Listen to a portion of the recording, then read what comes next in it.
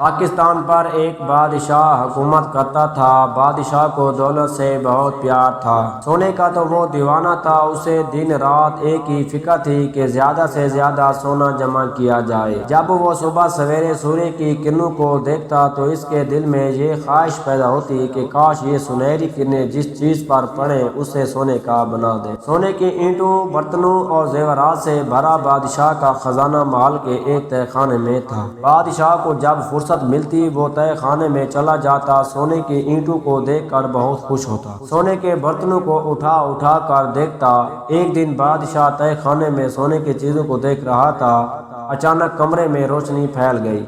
بادشاہ چونک گیا، کمرہ ہر طرف سے بند تھا۔ روشنی کہاں سے آ گئی؟ ابھی وہ یہ بات سوچ ہی رہا تھا کہ روشنی کے درمیان میں ایک شخص نظر آیا۔ بادشاہ سمجھ گیا کہ بند کمرے میں آنے والا کوئی عام شخص نہیں ہو سکتا، ضرور یہ کوئی خاص آدمی ہوگا۔ بادشاہ کے کچھ بولنے سے پہلے ہی اس شخص نے کہا، بہت سونا جمع کر رکھا ہے آپ نے۔ بادشاہ نے کہا، یہ تو بہت تھوڑا ہے، میری خواہش ہے کہ اس طرح کے کئی خزانے ہوں۔ اجنبی حیران ہو کر بولا، اتنی دولت سے بھی تمہارا دل نہیں بھرا؟ بادشاہ نے کہا، دولت سے بھی بھلا کسی کا دل بھرتا ہے، یہ تو جتنی بھی مل جائے کم ہے۔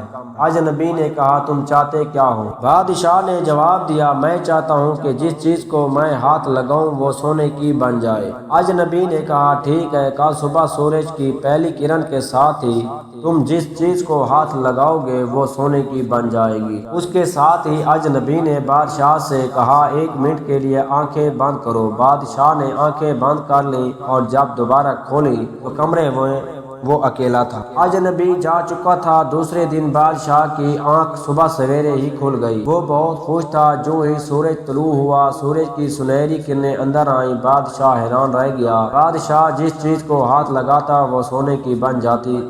بستر کی چادر سونے کی بن گئی۔ اس نے میز پر سے اینک اٹھا کر آنکھوں پر لگائی، اسے کچھ نظر نہ آیا کیونکہ اینک ساری کی ساری سونے کی بن گئی تھی۔ ناشتے کا وقت ہو گیا تھا۔ میز پر طرح طرح کے لذیذ کھانے موجود تھے۔ بادشاہ ابھی بیٹھا ہی تھا کہ اتنے میں ننھی شہزادی ہاتھ میں سنہرے رنگ کا گلاب کا پھول لے آئی۔ اس نے روتے ہوئے کہا، ابا جان، میں باغ میں پھول توڑنے گئی تھی لیکن وہ سب پتھر کی طرح سخت ہو گئے ہیں۔ پیاری بیٹی، بادشاہ نے مسکراتے ہوئے کہا، اس میں رونے کی کون سی بات ہے؟ اب تو یہ سونے کے بن گئے ہیں اور پہلے سے زیادہ خوبصورت اور قیمتی ہو گئے ہیں۔ تم اطمینان سے ناشتہ کرو۔ یہ کہہ کر بادشاہ نے چائے دانی اٹھا کر پیالی میں چائے ڈالنے کی کوشش کی لیکن چائے دانی سونے کی بن گئی، پیالی سونے کی اور پیالی میں چائے پگھلا ہوا سونا تھی۔ سونا کون پی سکتا ہے؟ اس نے روٹی، مکھن، انڈے اور مچھلی کھانے کی کوشش کی لیکن اس کا ہاتھ لگتے ہی ہر چیز سونا بن جاتی تھی۔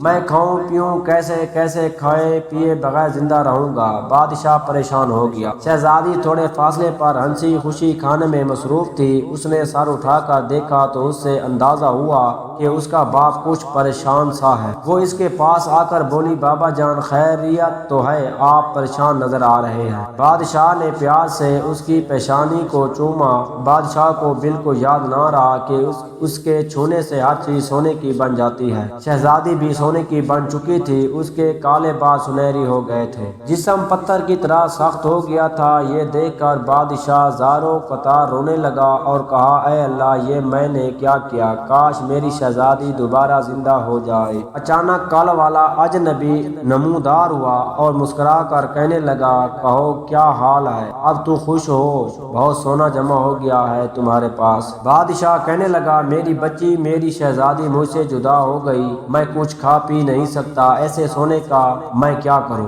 اجنبی نے کہا، اس کا مطلب ہے تمہیں حقیقت کا پتہ چل گیا ہے۔ بتاؤ، سونا اچھا ہے یا پانی کا ایک ہوں؟ بادشاہ نے جواب دیا، پانی کا ایک ہوں۔ اجنبی نے پھر پوچھا، سونا اچھا ہے یا روٹی کا ایک نوالا؟ بادشاہ نے کہا، روٹی کا ایک نوالا۔ دنیا بھر کا سونا بھی روٹی کے نوالے کا مقابلہ نہیں کر سکتا۔ اجنبی نے پھر پوچھا سونا اچھا ہے یا پھر بیٹی؟ بادشاہ چیخ کر بولا میری پیاری بیٹی، اور میں اپنا تمام خزانہ قربان کرنے کو تیار ہوں۔ اجنبی نے کہا ٹھیک ہے، تم تالاب میں جاؤ اور اس کا پانی تمام چیزوں پر چھڑکو جو تمہارے چھونے سے سونا بن گئی تھی، اور وہ آئندہ سچے دل سے توبہ کرو کہ آئندہ کبھی اس طرح دولت کا لالچ نہیں کرو گے۔ بادشاہ نے سچے دل سے توبہ کی اور تالاب میں کود گیا۔ پھر اس نے پانی لا کر تمام چیزوں پر چھڑکا، ہر چیز اصلی حالت میں آ گئی۔ شہزادی پر چھڑکا تو وہ پھر گوشت پوست کی لڑکی بن گئی۔ اس نے حیرت سے پوچھا بابا میرے کپڑے کیسے گیلے ہو گئے؟ یہ تو خشک تھے۔ بادشاہ نے اسے گلے لگایا اور اسے پوری بات بتائی۔ پھر باپ بیٹی نے مل کر ناشتہ کیا اور باغ میں جا کر پھولوں کی خوشبو سے لطف اٹھانے لگے۔ اگر یہ سٹوری